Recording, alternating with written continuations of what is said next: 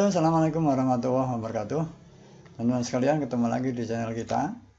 Pada kali ini kita akan sharing tentang bagaimana membaca hasil uji regresi yang hasilnya itu signifikan tetapi negatif. Video ini saya buat karena banyaknya pertanyaan tentang hal ini. Jadi kalau ada kita melakukan uji SPSS gitu ya, kita olah data dengan SPSS, hasilnya itu signifikan tetapi negatif. Lantas bagaimana kesimpulannya? Nah, teman-teman sekalian, ada dua pembahasan. Yang pertama, jika hipotesisnya positif. Contoh misalnya seperti ini. Kita punya hipotesis antara variabel organizational identification dan job performance. Ya, hipotesisnya misalnya begini. Semakin kuat organizational identification, maka semakin tinggi job performance. Ingat, hipotesis positif itu adalah kalau di sebelah sini variabel X-nya ini naik, maka variabel Z-nya naik. Atau sebaliknya, kalau variabel X-nya turun, kemudian variabel Z-nya turun, itu adalah hipotesis positif. Nah, hipotesis kita adalah semakin kuat organizational identification, maka semakin tinggi job performance. Semakin tinggi organizational identification, semakin tinggi job performance. Kemudian hasil kita ternyata seperti ini. Nah, uji kita itu menunjukkan begini. Ini ya. Ini antara variabel OI, organizational identification, dan job performance. Hasilnya signifikan karena ini meskipun ya tapi ini masih di bawah 0,05 ya.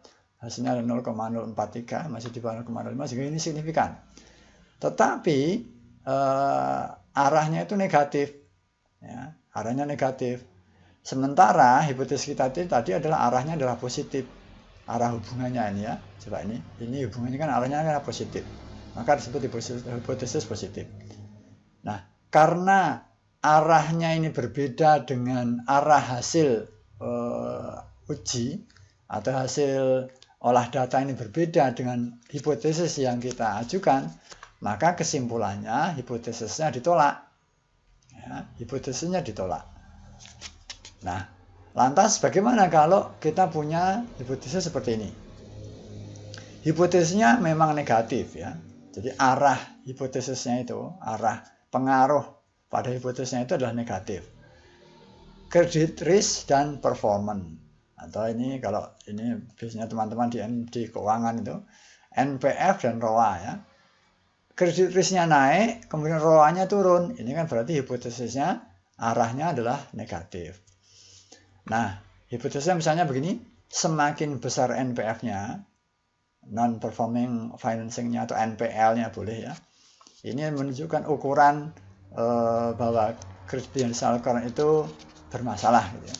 Maka semakin rendah performanya. Ya, kalau kredit bermasalah itu tinggi, maka kinerja keuangannya, ROA-nya akan turun. Nah, ini hipotesisnya. Jadi arahnya ini negatif. Ternyata kemudian setelah kita olah datanya dengan SPSS misalnya, maka hasilnya signifikansinya di bawah 0,05. Ya, di bawah 0,05. Artinya apa? Ini signifikan. Dan arahnya ini, arah hipotesisnya ini, arah hasil ujinya ini negatif. Ya, negatif. Nah, ini searah dengan hipotesis yang diajukan. Ingat ya, ini hipotesis kita, arahnya ini negatif, hasilnya negatif arahnya. Dengan demikian apa kesimpulannya? Kesimpulannya hipotesisnya bisa diterima. Oke, demikian teman-teman sekalian sharing kita pada kali ini. Semoga bermanfaat. Assalamualaikum warahmatullahi wabarakatuh.